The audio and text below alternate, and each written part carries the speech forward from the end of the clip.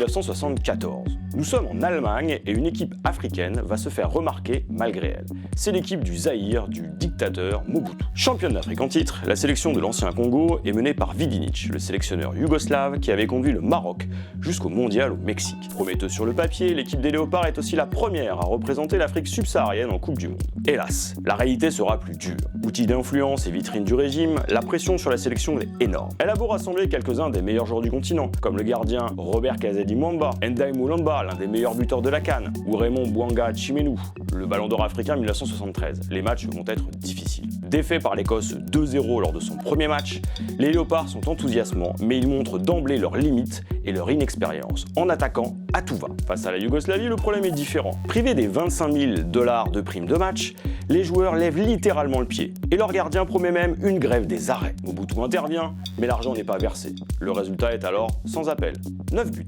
À 0. Au pays, Mobutu tonne. Le prochain match sera donc décisif. Sauf que cette fois, c'est le Brésil qui se profile. Plus impliqué, les coéquipiers de Ricky Mavouba, le père de l'international français, ne font pourtant pas de miracle. Battus 3-0, les Léopards quittent cette Coupe du Monde la tête basse, en ayant encaissé 14 buts sans en avoir marqué un seul.